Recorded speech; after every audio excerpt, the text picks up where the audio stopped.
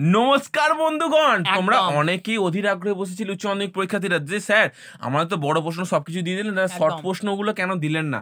আসলে শর্ট প্রশ্নগুলো তোমার সামনে আমাদের একটা চিন্তা যে তোমাদের আমরা মাধ্যমিকের সময় কিছু সাহায্য করতে পারিনি, কিন্তু এই 2024 এসে তোমরা যখন উচ্চ মাধ্যমিক পরীক্ষা দিচ্ছ তখন আমরা উপস্থিত হয়েছি। আমাদের এটা দুর্ভাগ্য, নাহলে তোমাদের এই হেল্পটা আমরা মাধ্যমিকও করে দিতাম। তো যাই হোক, তোমাদের মাধ্যমিক পেরিয়ে গেছে, 11 উঠে গেছো, তোমরা পাস করে গেছো, তো এবার 12-এ ফাইনাল পরীক্ষা দিয়ে কলেজে উঠবে। তো অনেকেই চিন্তা, দাদা আমি পাস করতে পারবো না, আমার শেষ সব।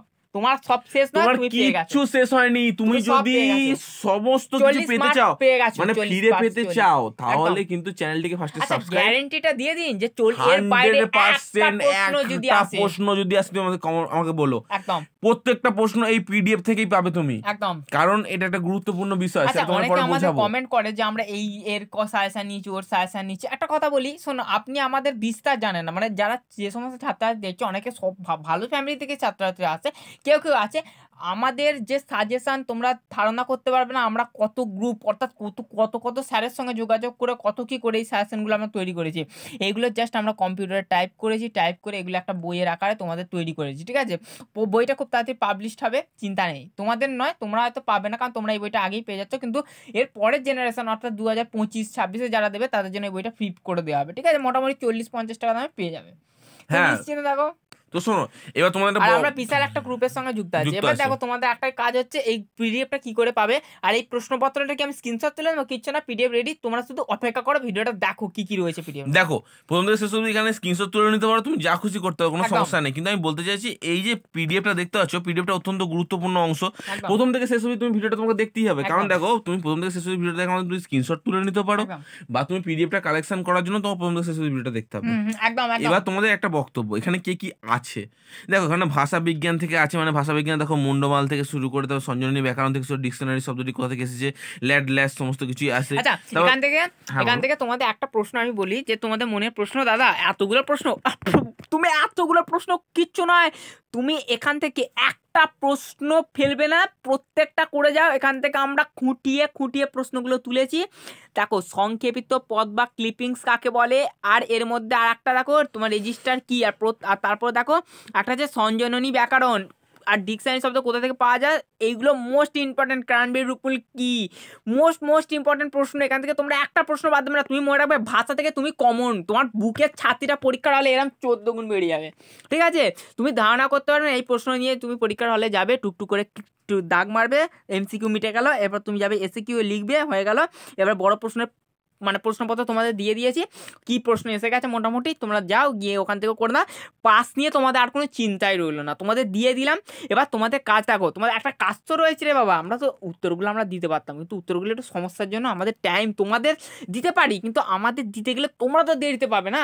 এবার তোমাদের নিশ্চয়ই তোমাদের মানে স্যার ম্যাডাম আছে, তোমাদের জাস্ট প্রশ্নগুলো বলবে, তাই এগুলো একটু বলে দিন, এগুলো ব্যাস বলে দিলে হয়ে গেল, তাই না? এবার দেখো, আমাদের কাছে সব রয়েছে। এবার দিতে গেলে আমাদের ইংলিশ তৈরি করে দিয়েছি, আমরা এডুকেশন তৈরি করছি, তাতে তোমরা তাড়াতাড়ি তোমাদের প্রোভাইড করতে পারি। তার জন্য আমাদের সময়টা নেই না, আমরা সময় তাহলে অবশ্যই দিতাম।